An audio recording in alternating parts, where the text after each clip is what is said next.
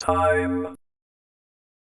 Awareness of time has made man conscious that he is inexorably subject to decay, old age and death, and his reactions to this grim fact have been expressed in his religions. The myth of the Golden Age states the general human conviction that history is a process of decline, that things are worse than they used to be. The mysterious nature of time, as it is presented to human experience, has been described in a celebrated passage by Saint Augustine of Hippo, 354-430. He writes in his Confessions, "What then is time? If no one asks me, I know. But if I wish to explain it to one that asketh, I know not.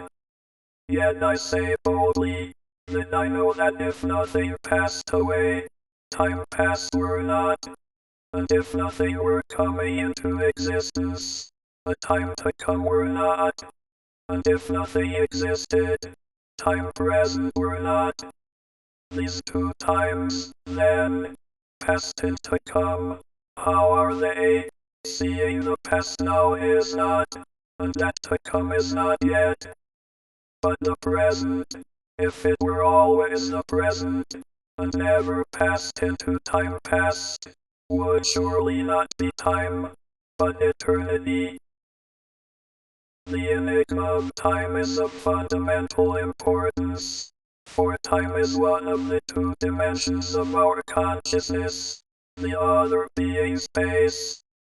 We are aware of time through the change of phenomena presented to our senses, for, as Augustine saw, if the present pattern of our experience did not change, we should have no sense of time, but be in a state of timelessness or eternity. In other words, normal human consciousness consists of awareness of the three temporal categories: past, present, and future. The consciousness of time. On analysis, it is impossible for us at any given moment to define exactly what is the present. The here now of the present is an ever-moving point separating our past and future. Indeed, psychologically our present includes our immediate past experience and anticipates the continuance of our experience into the immediate future. However, when we reflect on our experience over a longer period, we can distinguish more clearly what is past and what is future. Although the existential reality of what is past and future constitutes problems of great metaphysical subtlety and complexity. Enigmatical though time is, and replete with problems beyond the comprehension of most persons, it constitutes a factor that has profoundly affected the evolution of the human race. For man, in contradistinction to all other species, is endowed with an acute time consciousness which he has exploited with amazing results. Because man is so acutely aware of time, he is by nature a planner. He is forever drawing upon past experience in the present to provide for future needs. This trait finds expression in the earliest evidence we have of mankind.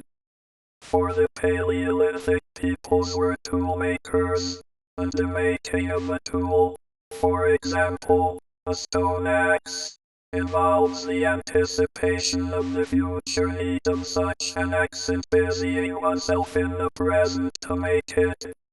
Through the ability to anticipate and so provide for future needs, humankind has succeeded, since Paleolithic times, in dominating the world and eliminating or enslaving all animal competitors.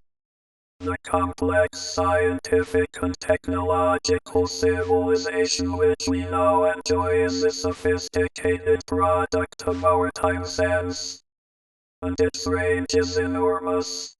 From the planning of a nuclear power station to the taking out of an insurance policy, past experiences being utilized in the present to meet future contingencies. In short, the time consciousness of men and women has been, and is, a primary cause of their success in the struggle for existence. But this endowment has a kind of debit side. Men's and women's time consciousness has not only enabled them to plan ahead to ensure their physical well-being, it has also made them acutely aware that they are subject to the flux of time that brings change, decay, aging and finally death to every form of life. Accordingly, every human being learns early in childhood to anticipate his or her own death. In this sense, it has been truly said that mankind has invented death. For whereas the animals suffer the experience of dying without the long anticipatory knowledge of mortality, men and women contemplate their end from the moment of their first discovery that all life dies. This awareness of mortality, which stems from the ability to project oneself mentally into the future, produces in mankind a fundamental sense of insecurity. It prevents people from immersing themselves wholly in the enjoyment of present well-being. They ever fear that changing time will bring misfortune, and they know that it is surely bearing them towards that dread moment of personal extinction to which they have seen so many of their fellow beings come. This ambivalent endowment of acute time consciousness has found expression in human history in a twofold quest for security. As we have seen, the complex structure of civilization is designed to ensure constant and adequate provision for the material needs of mankind. But beyond the satisfaction of these needs, the prospect of death has remained as the ultimate menace. Mankind's reaction to this grim fact has found expression in religion. In search of security, it could be reasonably shown that all religions are basically concerned with the problem of security after death. The logic of experience has precluded any serious attempt to provide immunity from physical death in this life. The quest of some Taoist magicians in China to find an elixir of immortality is notable only for its persistence against all evidence of failure. But though forced to accept the inevitability of death, mankind has generally believed that some pale of the personality survives physical disintegration and needs to be secured against post-mortem perils. In conceiving such security, mankind's fear of the destructive process of time is reflected in a variety of imagery expressive of the instinct to transcend time. Behind this imagery certain distinctive forms of belief and action could be discerned via the comparative study of religion. What is undoubtedly the most primitive attempt, so far as thought and action are concerned, to gain everlasting post-mortem security from the destructive process of time occurred in ancient Egypt. There the elaborate mortuary ritual, including mummification, was designed to effect two things. By embalming the corpse, It was hoped that physical decomposition would be stopped and the body preserved intact forever. Through the magical efficacy of the ritual opening of the mouth, it was believed that the ability to see, breathe and take nourishment was restored to the mummified remains, so that the deceased might live, together with his ka, a kind of double or second self, and revisited by his ba, an entity separated from the human body at death, in his house of eternity, the tomb, forever. Arrangements were also made for the perpetual offering of food at the tomb, and it was hoped that the dead, revivified and immune from decay, and perfectly equipped with magical spells, would be eternally secure, coming forth each day to the portal of the tomb, to see the sun and feed on the mortuary offerings. The other purpose of the mortuary ritual was to assimilate the dead person to the god Osiris, and among the various virtues that would accrue from such assimilation was transcendence of time. This was achieved, as the text in the Book of the Dead shows, by magically incorporating time into one's own being. The dead person, who had become one with Osiris, exclaims, "I am yesterday, today and tomorrow." See Book of the Dead, Egypt, Mummification, Osiris. Flight to heaven. The idea of gaining immunity from the destructive flux of time by union with the supernatural being regarded as eternal, which lies behind this passage in the Book of the Dead, finds various forms of expression in many religions. It appears in an Assyrian context in Egypt as far back as the pyramid texts. The dead pharaoh is imagined as flying up to heaven to join the sun god Re in his solar boat, in which the god daily crossed the sky. As Re's companion on his unceasing journey, the pharaoh would be beyond temporal change. In Christianity, the beatific vision, which constitutes the final reward of the redeemed, is an eternal communion of the individual soul with God. In the Apocalypse of St. John, an attempt is made, in an esoteric imagery, to represent the transcendence of time in the eternity of worship. The four living creatures about the throne of God never cease to sing, "Holy, holy, holy, is the Lord God Almighty, who was and is to come." Chapter 4. In Indian thought, there is a similar conception of the effect of the individual's ultimate realization of Brahma. Verily, for him who knows thus, this mystic doctrine of Brahma, the sun neither rises nor sets. For him it is day forever. In other words, he is beyond time, whose passage is marked by the succession of day and night. Nirvana, in Buddhist imagery, is likewise a state beyond time's changing phenomena. See Nirvana. The Buddha is represented as teaching their monks, "I say there is neither coming nor going nor staying nor passing away nor arising. Without support or going on or basis is it. This indeed is the end of pain. No, I am time."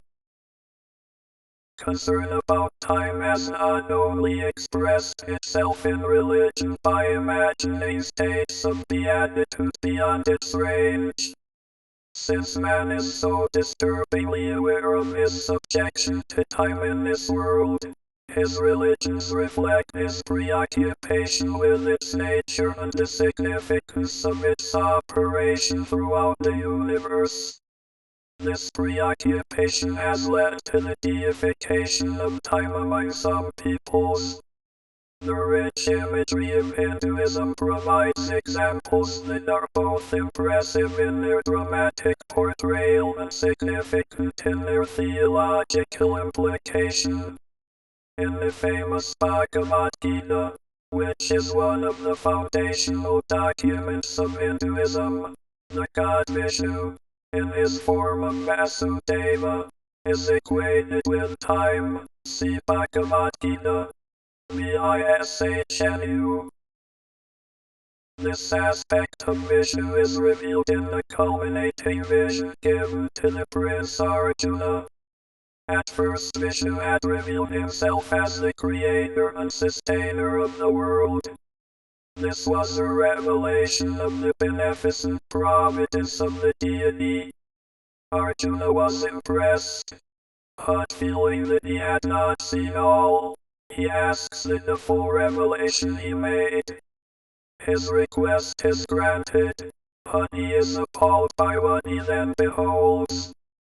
Vishnu appears as a monstrous being, into whose awesome mouths, beset by hideous fangs, all forms of life are seen passing swiftly to destruction. And Vishnu announces, "No, I am time, that makes the worlds to perish, when ripe, and come to bring on them destruction." This account is significant both for the ambivalence of its concept of deity and its identification of the supreme deity with time. It reflects the Indian conviction that creation in the empirical world inevitably entails destruction, that life involves death, and that time governs this alternating rhythm that never ends. This Vaishnavi theology is paralleled by a similar conception in Shivaism. The god Shiva, CSHPA, on one side of his being, personifies the dynamic persistence of life, in all its teeming abundance and complexity in form, which is symbolized by the lingam, the mighty generative organ of the god. In his other aspect, he is Bhairava, the terrible destroyer asterisk and Mahakala, great time, and Kalarudra, all-devouring time. An even more remarkable conception is that of Kali, the goddess who personifies Kala, time. She derives from the concept of Shiva's Shakti or activating energy. Her iconography is horrific, being thus designed to portray the baleful nature of time. She is depicted as black in hue, and wearing a chaplet of severed heads. Her many hands hold symbols of her destructive power. The exterminating sword, scissors that cut short the thread of life. Yet, like Shiva, her lord, from whom she emanates, Kali is of ambivalent character, for she also holds the lotus of eternal generation and her body is expressive of vigorous fecundity. See Kali. This deification of time is related to the Indian view that the empirical world is not ultimately real. It is a view designed to account for human destiny, and it involves a belief that time moves in cycles, which will be considered later. The infinite and the finite. The ancient peoples of Iran had a god of time called Zurvan. How old this deification of time may be is unknown. There is some evidence that such a god was worshipped as far back as the 12th century BC. The earliest reliable information, however, comes from a Greek scholar, Rhodes, who explained in the 4th century BC that the well-known gods of Persian dualism, Ormazd and Ahriman, were derived by the Persians from time and space. Although the native Iranian writings which witness to this deification of time are comparatively late, they are very definite about the primordial nature of time and its religious significance. Thus in the Rivayat it is stated, it is obvious that, with the exception of time, all other things have been created. For time no limit is apparent, and no height can be seen nor deep perceived, and time has always existed and will always exist. Time is both creator and the lord of the creation which it created. Asterisk. The Iranians, however, distinguished between two forms of Zurvan. Zurvan Karana was infinite time. Zurvan Dareghovhvhata was time of the long dominion asterisk or finite time. This latter form of Zurvan represented the time that rules in this world, and which brings age, decay and death to all men. Although its dominion was believed to be long, extending to 12,000 years, it was finite. During the Sasanian period, 226-637 AD, it appears that the cult of Zurvan developed, which explained mythically the relation of Zurvan to Ormazd and Ahriman, who personified the opposing forces of good and evil in Zoroastrian dualism. According to this myth, Zurvan, as the primal being, desired to have a son who would create the universe. To this end he offered sacrifice for 1,000 years. But before the millennium had been completed, Zurvan doubted for one brief moment the efficacy of the sacrifices. This momentary doubt had a fatal consequence, for it caused a second son to be conceived, who was to be Ahriman. And so, when the time was fulfilled, 2 sons were born to Zurvan, Ormazd, radiant with light, Ahriman, dark and foul. And when Ormazd created that which was good and beautiful, Ahriman countered by creating the evil and the ugly. See Ahriman, Ormazd, Zurvan. This Iranian deification of time appears to have been incorporated into Mithraism, which originated in Iran and gradually spread westwards into the Roman Empire, CMITHRAS. The form in which it found expression was strange but significant. Images were set up, in the cave sanctuaries of Mithras, of a nude man with a lion's head, the mouth being open in a menacing grimace. About the body a huge snake was entwined, and on the body the signs of the zodiac were carved. The monster was winged, and usually held a staff and keys. These images undoubtedly represented Zurvan Dareghovhvhata, with whom Ahriman appears to have been identified. The significance of such images in the cult of Mithras, no certain evidence survives. But there is reason for thinking that they signified the sovereignty of time of the long dominion over mankind in this world. It is possible that the devotees of Mithras thus recognized the cosmic dominion of time, but looked to Mithras for salvation from its baleful tyranny. The influence of this form of Zerman can be traced also in the figure of Phanes in the Greek mystery religion known as Orphiacism, Corihkus. The Persian concept of infinite time was also carried into the Greco-Roman world, where it was identified with the supreme deity under the names of Cronus, Cronus, and Aion.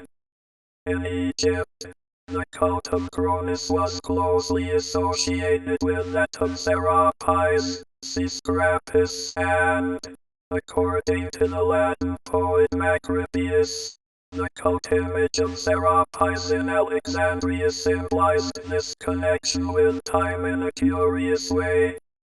Serapis was portrayed accompanied by a three-headed monster. The middle head, that of a lion, represented time present. The wolf's head to the left signified time past, and that of a fawning dog to the right depicted future time. Janus, the ancient Roman god associated with beginnings, Janus, has sometimes, erroneously, been regarded as a time god, his two faces being interpreted as looking to the past and the future.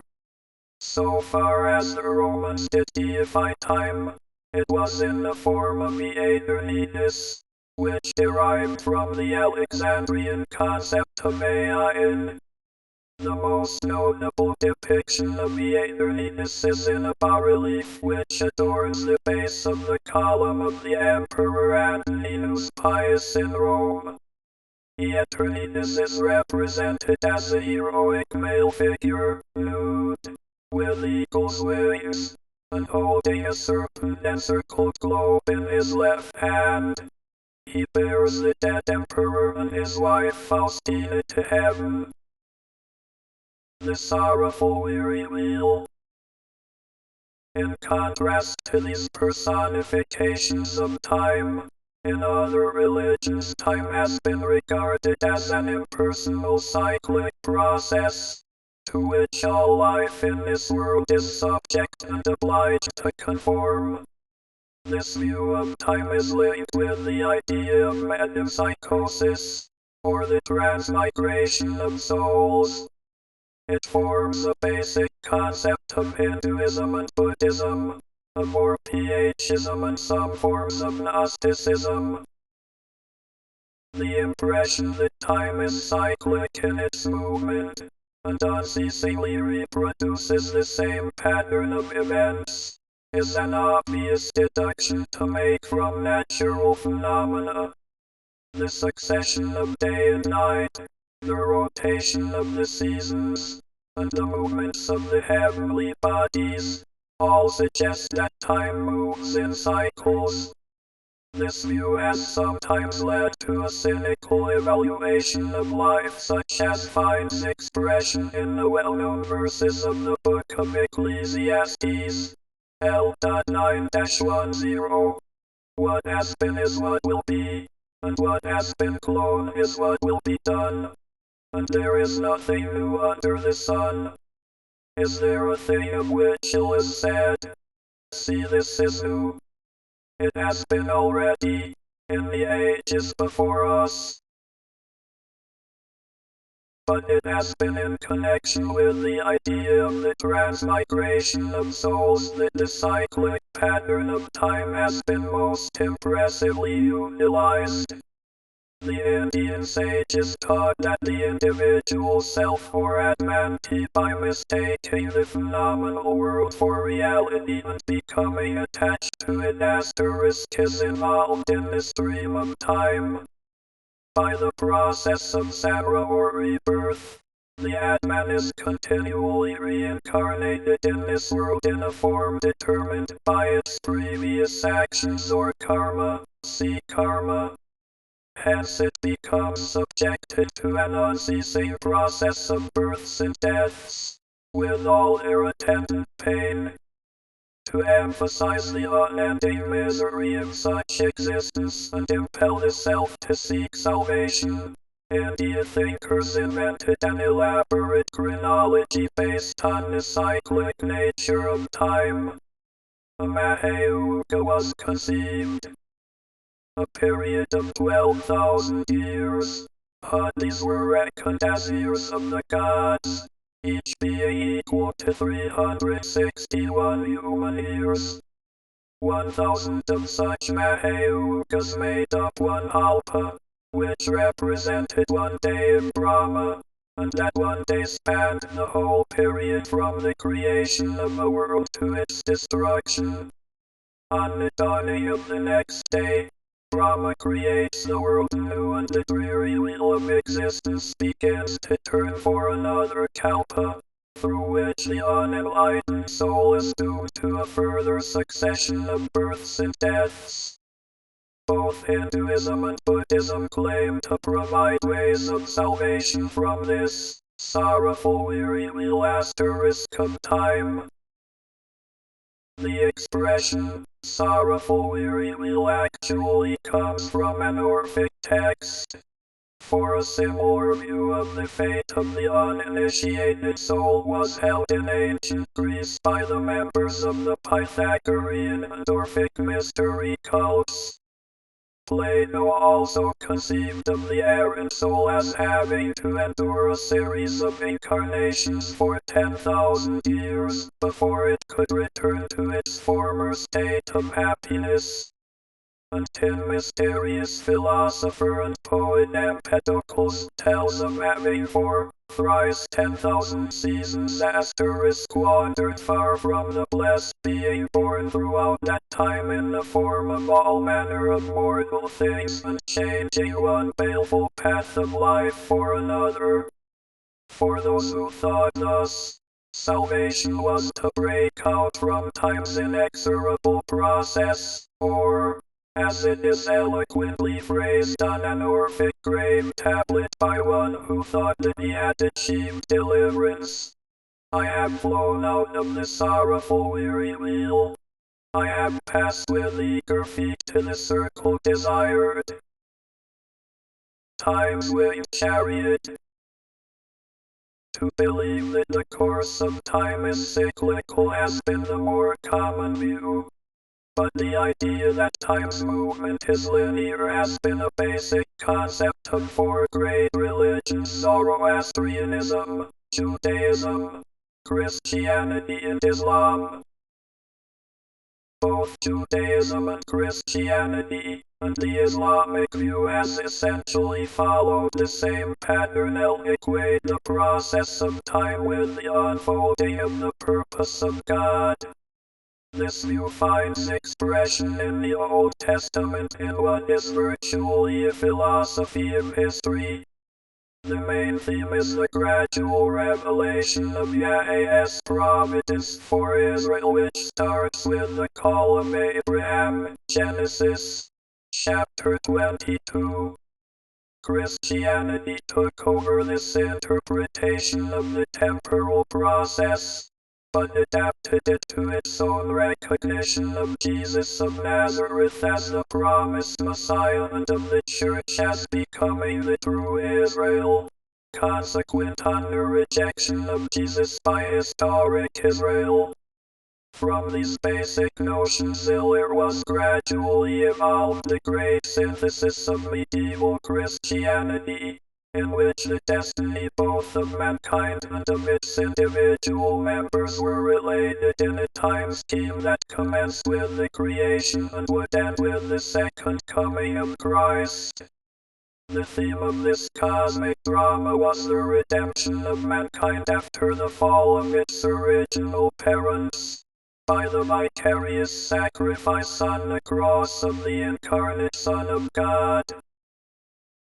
This view of time has found significant expression in the division of its process into two parts, labeled respectively the era before Christ asterisk and the era Ami Domini, the years of the Lord.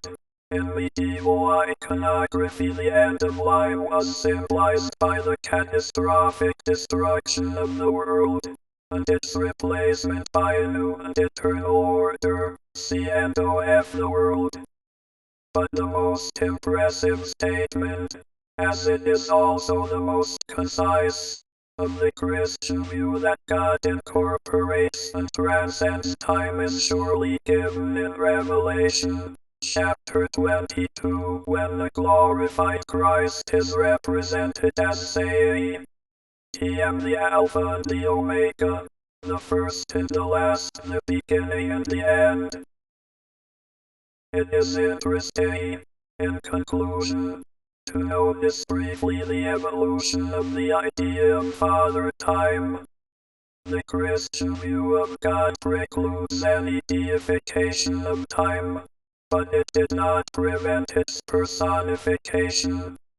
In the Middle Ages there were two lines of tradition concerning human destiny which finally coalesced during the Renaissance period, in the figure of Father Time. One tradition was astrological, through which the image of the pagan god Saturn survived as a grim old man, armed with a sickle and hourglass, symbols of the termination of human life. In the other tradition, death was personified as a skeleton, armed with a scythe or dart, with which he gave the death blow. These two figures were eventually fused into the figure of Father Time, complete with hourglass and scythe. In the iconography of Western mythology, his figure still symbolizes, perhaps a little rapidly, man's ancient association of time with death. S.G.F. Brandon. The Golden Age. Strictly speaking, the Greek myth was not of a golden age asterisk, but of a golden race which was the Earth's first human population. Hesiod, c. 700 BO, tells the story in his works and days. They lived when Cronus was king of the gods, and they lived like gods themselves, free from pain and toil and old age. The earth bore them its fruits until death came to them gentle as sleep. Now they have become invisible spirits that watch over men and bring them prosperity. They were succeeded by a silver race, foolish, violent, and irreligious. Their childhood lasted 100 years, but then they aged rapidly. They have become spirits of the lower order, the mortal blessed. The gods next made a bronze race, out of ash trees, more stern and brutal still, who destroyed themselves and left no trace. They were the first to kill animals for food. Then the succession of metals and the moral decline was interrupted. The fourth race was that of the noble heroes who fought at Troy and elsewhere, and who now live in the Isles of the Blessed and are revered as demigods.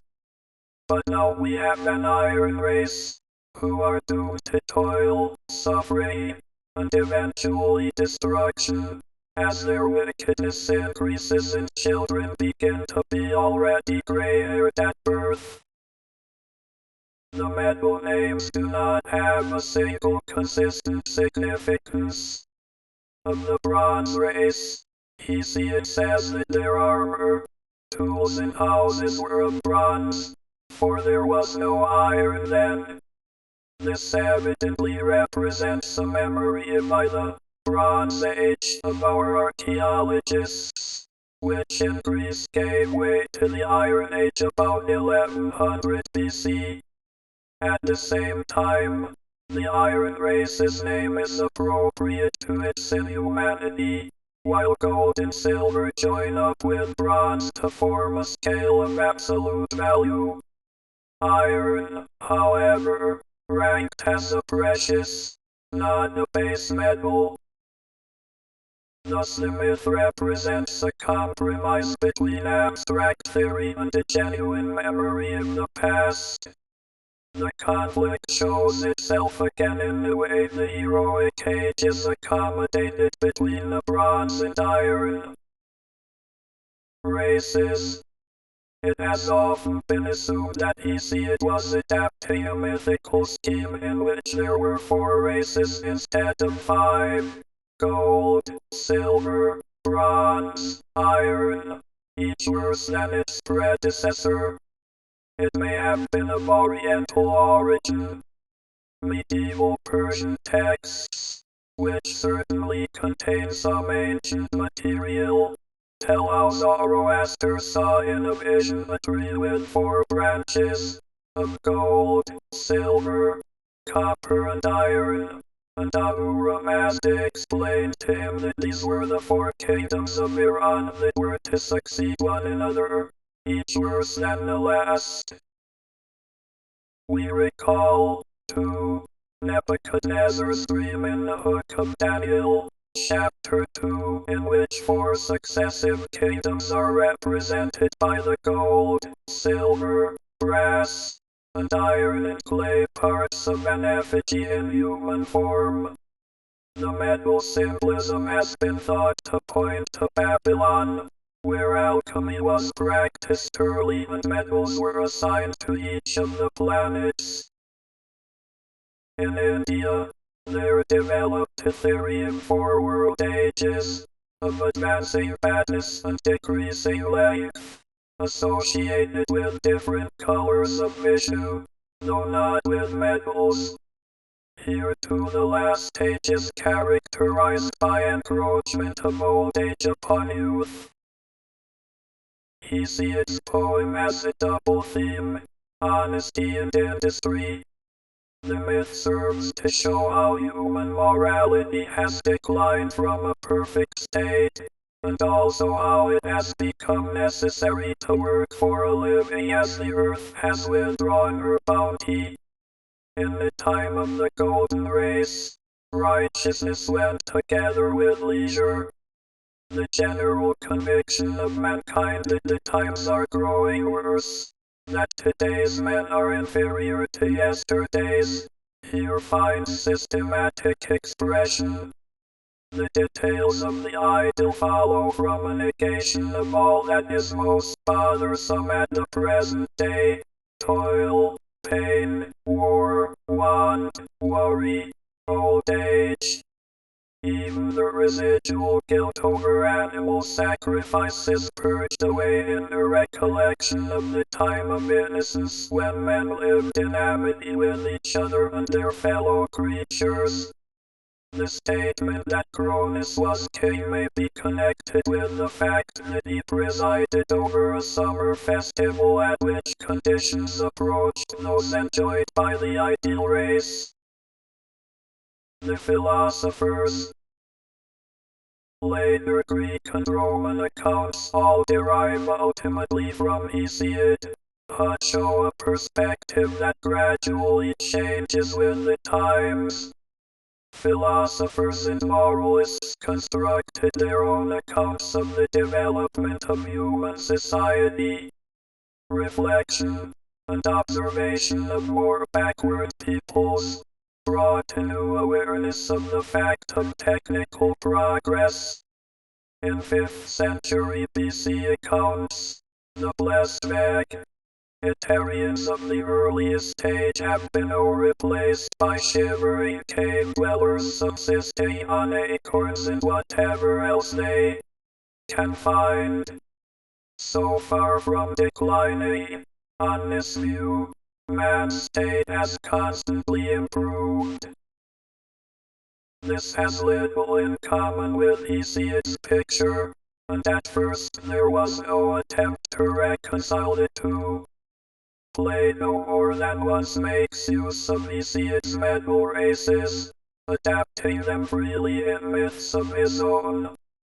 In his Republic, He proposes justifying his strict class structure to the citizenry by persuading them that God has fashioned them with different metals in their constitutions: gold, silver, bronze or iron. Here the metals keep their qualitative significance, but there is no idea of temporal succession. Elsewhere, too, while he allows the idea of world cycles, Plato is disinclined to link virtue and happiness to them too firmly. Later in the 4th century NR, the philosopher Dicaeus gave a rationalistic interpretation of Hesiod's description of the life of the golden race. Naturally their food grew of its own accord, because they had no agriculture, and that was why they were free from toil and care. They did not fall sick, because their diet was sparse and simple. There was no warfare, because there was nothing worth taking. So the myth is brought into harmony with more recent speculation about how early man's life must have been. As yet there is no exaggerated insistence on the virtue and nobility of the primitive. No connection is seen between technical progress and moral regress. The influential Stoic writer Posidonius, 135–50 BC, praising the benefits that philosophy had conferred on mankind, claimed that in the Golden Age the rulers were philosophers, who taught their subjects wisdom, restraint and justice.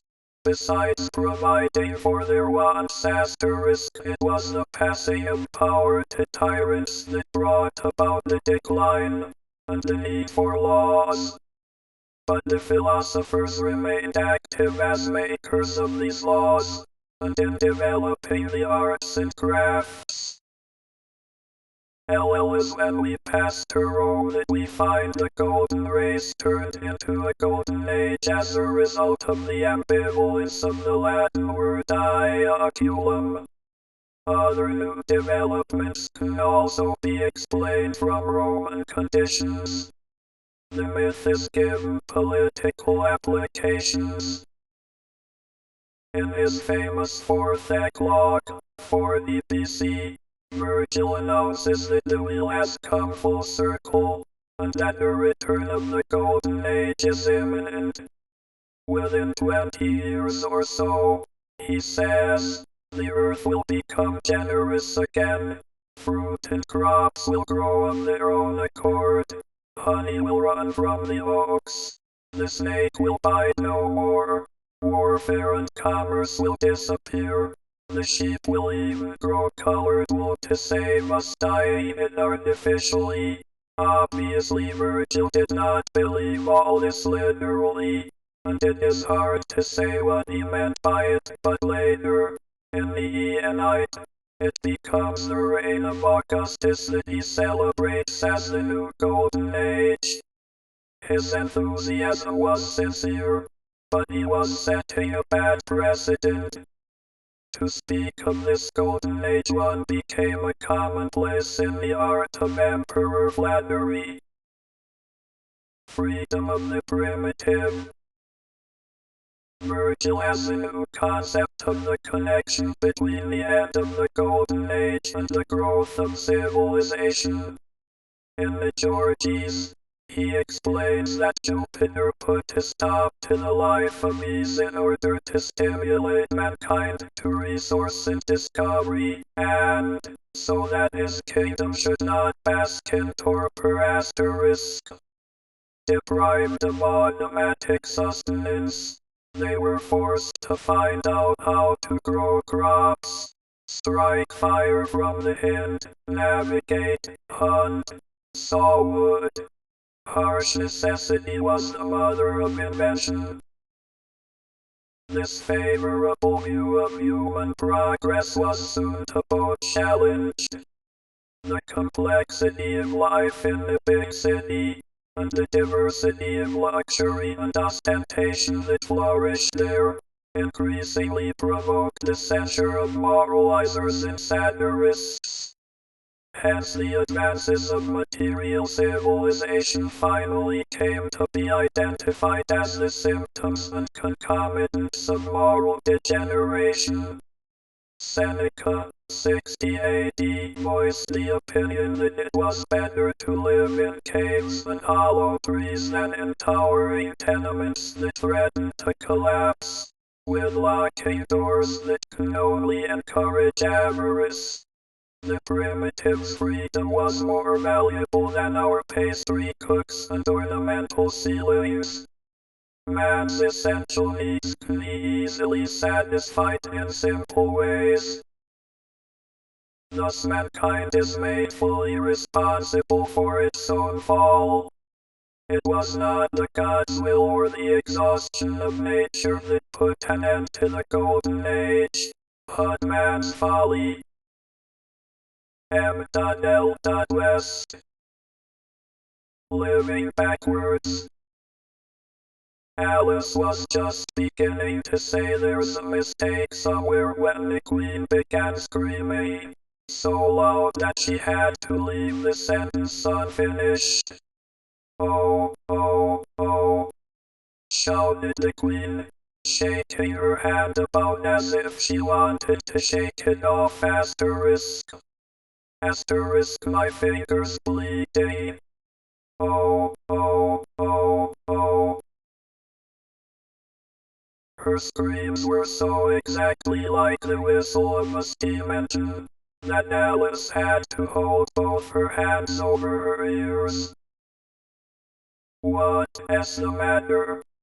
She said, as soon as there was a chance of making herself heard. Have you pricked your finger? One haven't pricked it yet, the Queen said, but I soon shall. Oh, oh, oh. Asterisk. When do you expect to do it? Alice asked, feeling very much inclined to laugh. When I fasten my shawl again. The poor Queen groaned out. The brooch will come undone directly. Oh, oh. As she said the words, the brooch flew open, and the Queen clutched wildly at it and tried to clasp it again. Take care, cried Alice. You re-holding it all crooked. And she caught at the brooch. But it was too late. The pin had slipped, and the Queen had pricked her finger. That accounts for the bleeding, you see, she said to Alice with a smile. Now you understand the way things happen here. But why don't you scream now? Alice asked, holding her hands ready to put over her ears again. Why, I've done all the screaming already, said the Queen. What would it asterisk the good of having it all over again? Asterisk. You whisked Carol through the looking glass. The fourth dimension. The publication of Einstein's theory of relativity in the early years of the 20th century radically altered the way in which scientists regarded time. The experiments of Michelson and Morley had demonstrated that the speed of light remained constant, whether emitted by a body moving at speed, in which case, according to the mechanics of Isaac Newton, the speed of the body should be added to that of the light, or by a body at rest. Einstein's theory, which soon received practical proof, postulated that the speed of light was always constant. An unexpected consequence of this argument was that elapsed time can no longer be taken as an absolute measurement. Each observer of a physical event will have his own measure of time, and even identical clocks used by different observers will not necessarily agree. Perhaps the best-known part of Einstein's theory is the concept of the space-time continuum, a four-dimensional space made up of three linear dimensions in the fourth dimension of time. Within this continuum, any three dimensions could be asterisk used to define the spatial position of a point, and a concomitant of this is that the remaining dimension, whichever it may be, can define the temporal position. In other words, there is no way, in mathematical calculations, in which the time dimension can be distinguished from the spatial dimensions. In everyday life, we are very conscious of three-dimensional space. When we take a step forward, we can subsequently take a step back. The same is true for sideways movement, and for movement up and down. However far we move from a point, we can always return to it, in a spatial sense.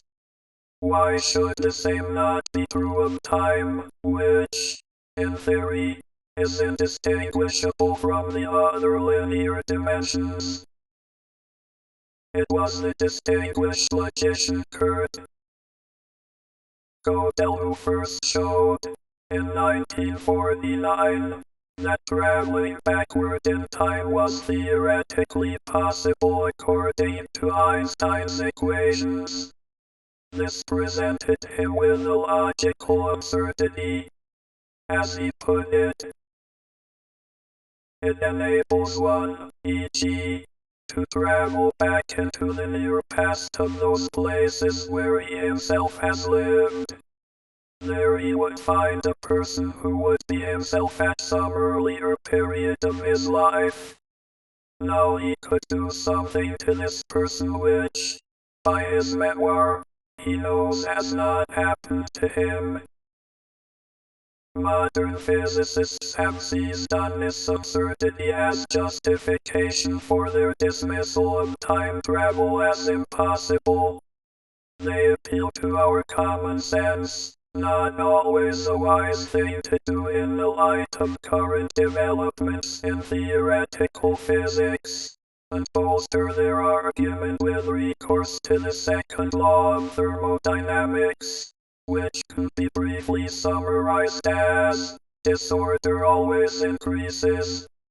We have all seen, they say, a cup fall from the table and break in pieces on the floor.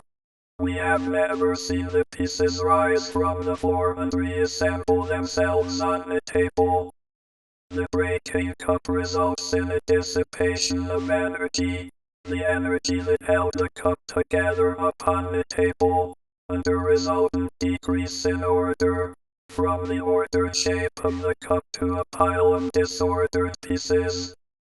It is inconceivable, physicists maintain, that energy from an outside source, from the cosmos, should somehow be concentrated on the fragments to reform the cup and lift it back to the table.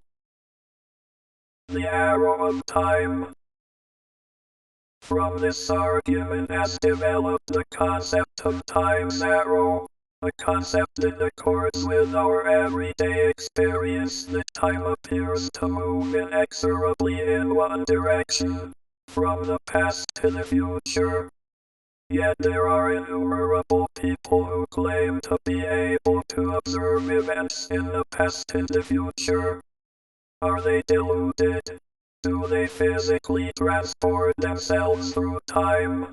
Or is it that they have observed an event at another point in time in the same way that they can observe one at another point in three-dimensional space? Gödel devoted much thought to the possibility that the human awareness of the passage of time is an illusion.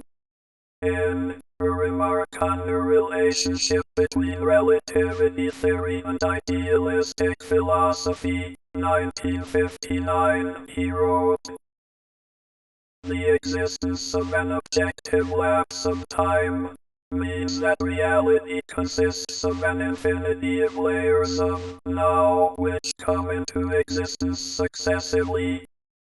But if simultaneity is something relative, it cannot be split up into such layers in an objectively determined way.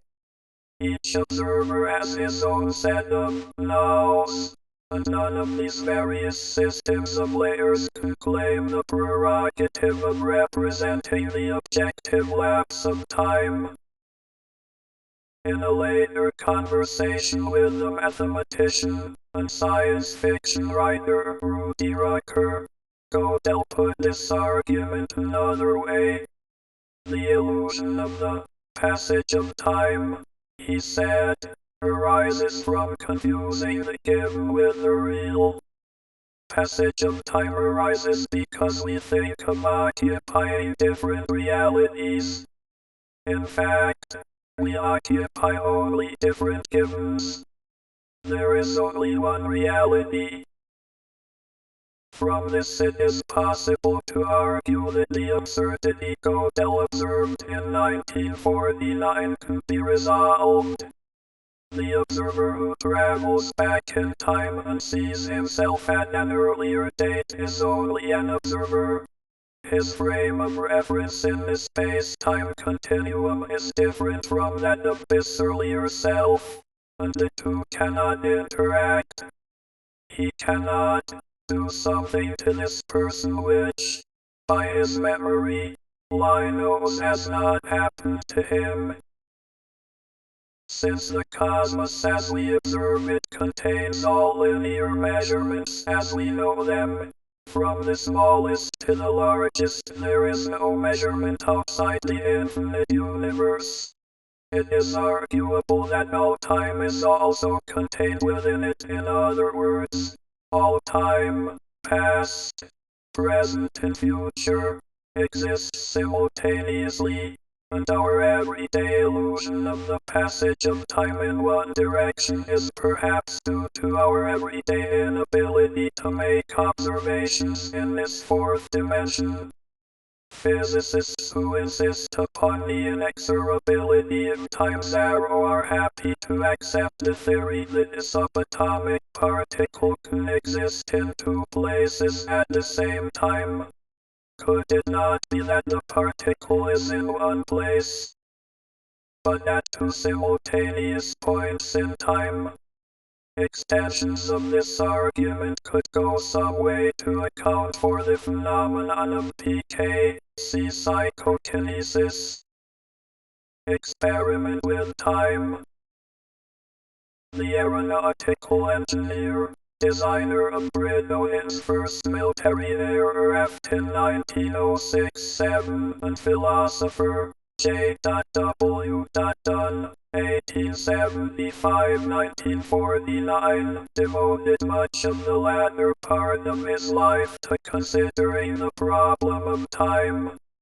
He began by examining the nature of prophetic dreams, see prophecy, and in his book An Experiment with Time, 1927, he proposed an interesting theory. Dunn suggested that each of us travels upon our own timeline through the cosmos, rather like a passenger in a train running along a rail track. This explains our everyday awareness of the passage of time. At intervals these lines converge or intersect. When we experience an event simultaneously with another person.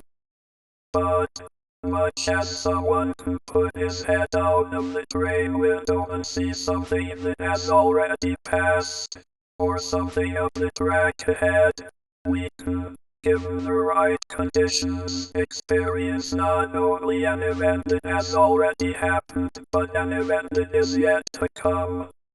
Moreover, In the same way that the passenger in one train can observe events taking place in another train running close by on a parallel track, it may be possible to observe events in the life of another whose timeline runs close to ours, but which, because their timeline is separate from ours, are occurring at a different time. In subsequent books, notably The Serial Universe, 1934, Dunn developed a theory that comes close to Gautier's concept of an infinity of layers of now T. Each layer of now had to be observed by an observer, but this observer was himself part of another layer of now, and so, apparently, ad infinitum.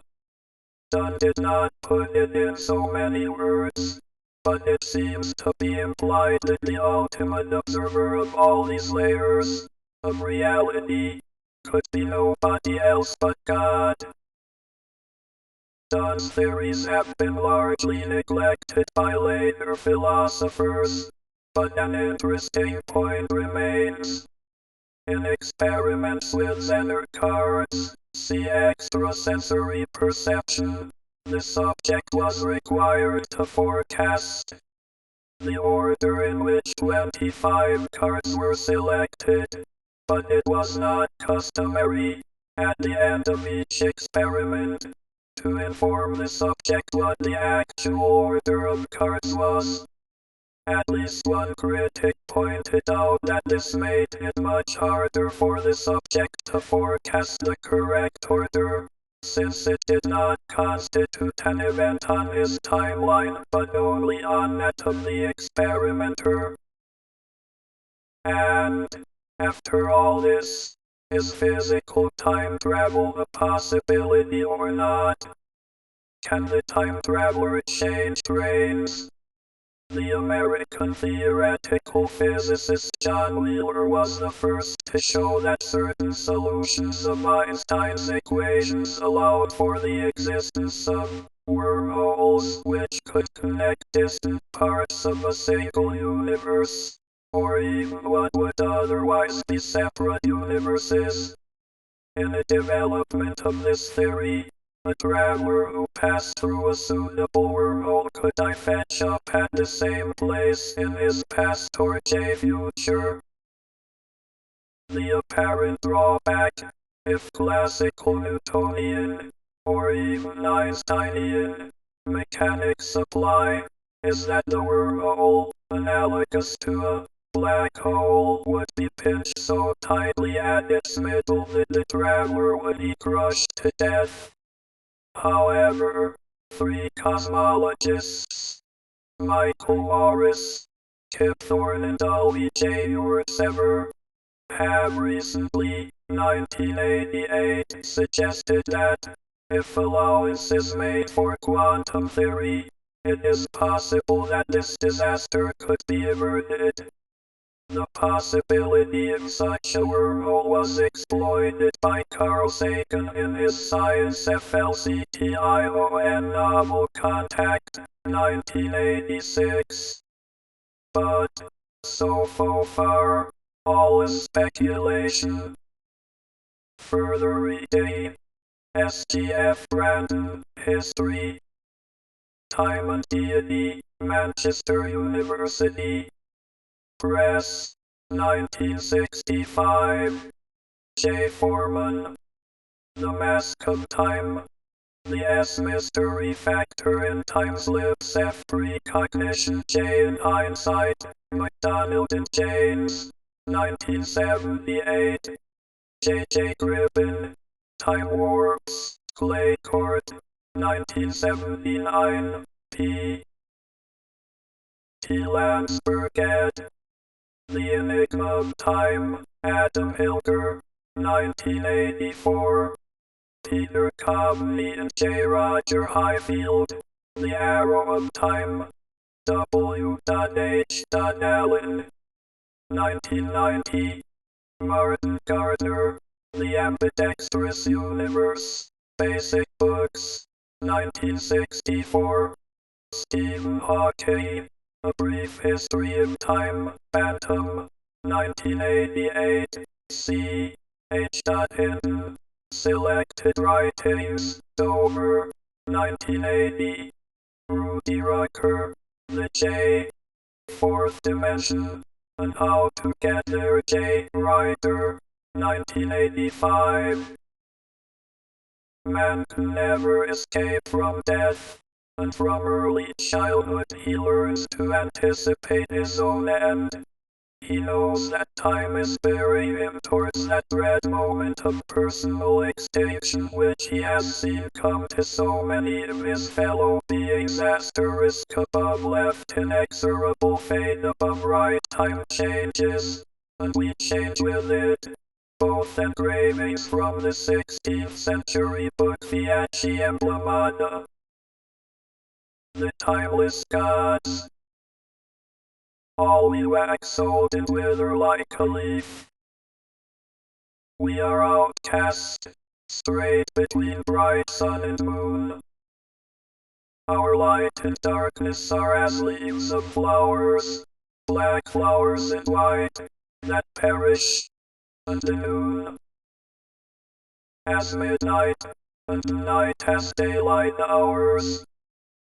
A little fruit, a little while is ours, and the worm finds it soon. But up in heaven the high gods one by one lay hands upon the drafted quickness, fulfilled with all tears shed and all things done, and stir with soil imperishable breath the bubbling bitterness of life and death, and hold to our ups and laugh, but they trace or their ups from tasting night or day, lest they too change in sleep, the fates that spun, the lips that made us and the hands that slay, lest all these change, and heaven bow down to none. Change and be subject to the secular sway and terrene revolution of the sun. Therefore they thrust it from them, putting time away. Swinburne at Ellery in Caledon. According to Hesiod, a golden race, the earth's first human population, lived like gods free from pain, toil and old age. In Roman times the era of the golden race became the golden age, an idyllic period far in the past, when man lived happily, simply and naturally. The golden age after Georgie I. Allegory with time, by the Venetian painter Tiepolo. The figure of Father Time goes back partly to the astrological image of Saturn as a grim old man, armed with a sickle and hourglass as symbols of the ending of human life, and partly to the image of death as a skeleton, reaping men's lives with a scythe. The two images fused in Father Time.